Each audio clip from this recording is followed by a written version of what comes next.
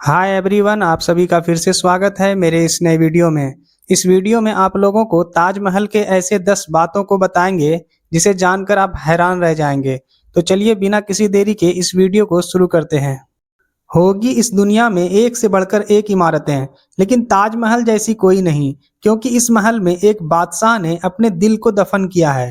ताजमहल कला का वह खूबसूरत उदाहरण है जिसे मुगल सम्राट शाहजहां ने अपने सबसे चहेती बेगम मुमताज की याद में बनवाया था। ताजमहल देखने में जितना खूबसूरत है उतना ही यह रहस्यों से भरा है। तो आइए ताजमहल के रहस्यों को जानते हैं। नंबर 10।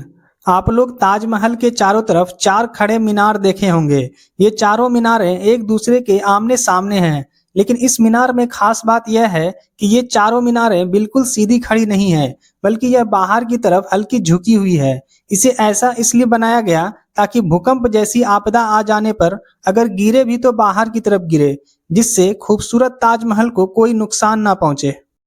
नंबर 9।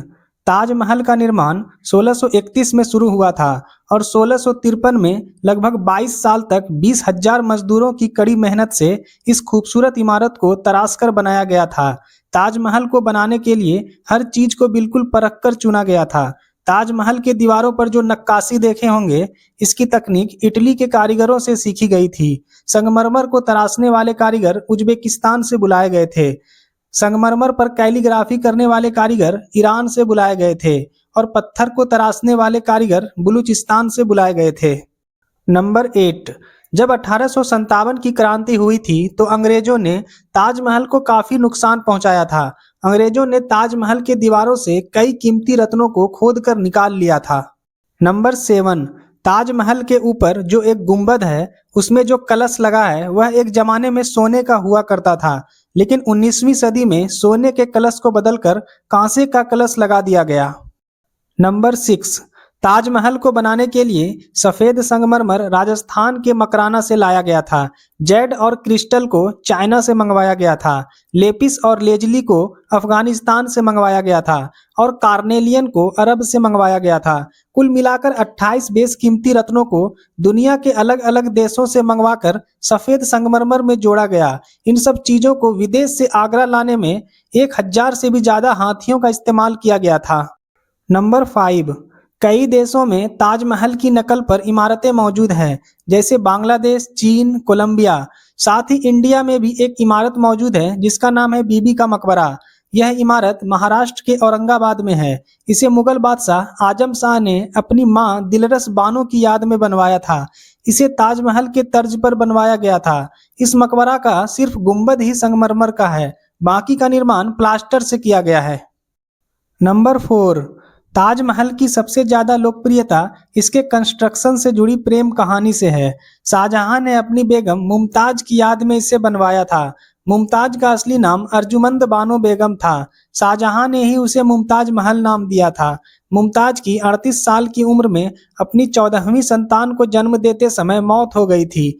अपनी बेगम की मौत से शाहजहां बेहद दुखी हुए, जैसे कि उसकी पूरी जिंदगी बर्बाद हो गई हो, और उसकी याद में ही मुगल बादशाह शाहजहां ने ताजमहल बनवाने का फरमान जारी किया। नंबर 3। मुमताज की मौत बुरहानपुर मध्य प्रदेश में हुई थी। मुमताज को बुरहानपुर में ही दफना दिया गया था। उसके बाद शाहजहां ने ताजमहल को बनवाना शुरू कर दिया। उसके बाद बुरहानपुर से मुमताज की डेड बॉडी को निकालकर पहले ताजमहल के एक गार्डन में दफनाया गया। ताजमहल को तैयार होने में लगभग 22 साल लग गए थे। तब तक मुमताज की डेड बॉडी गार्डन में ही दफन रही और जब ताजमहल पूरा बनकर तैयार हो गया तो ताजमहल के अंदर मुख्य गुंबद के नीचे इसे दफनाया गया। नंबर 2। ताजमहल की खास बातों में एक बात यह भी है कि यह दिन भर में 4 बार अपनी रंग को बदलता है। सूरज निकलने से पहले ब्लैक शेड दिखता है, सूरज निकलने के बाद लाइट येलो और पिंक शेड दिखता है, और दोपहर के समय ताजमहल के खूबसूरती का रूप देखने को मिलता है। ऐसा लगता है जैसे नीले आसमान के नीचे मोती चमक रहा हो, और सनसेट के समय पूरी ताज गोल्डन कलर की दिखाई देती है। अक्सर ये कहा जाता है कि शाहजहां ने ताजमहल बनाने वाले कारीगरों के हाथ कटवा दिए थे, लेकिन यह बात बिल्कुल अफवाह जैसी है, क्योंकि इस बात की कोई भी प्रमाण मौजूद नहीं है। नंबर 1।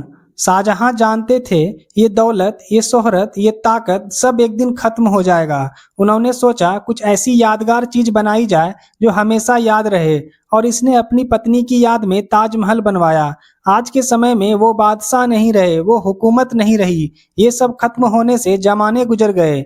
बस एक ताज है जो सदियों पुरानी प्रेम कहानी को खुद में संजो कर रखा है। चांद सी जगमगाती एक भव्य इमारत सदियों से दो प्रेमियों के प्यार की अमर कहानी सुनाती आ रही है। मेरी वीडियो अगर अच्छी लगी हो तो एक लाइक कर दीजिए, साथ ही मेरे चैनल को सब्सक्राइब कर लीजिए, जिससे कि ऐसी ही इंफॉर्मेटिव वीडियो आपको मिलती रहे।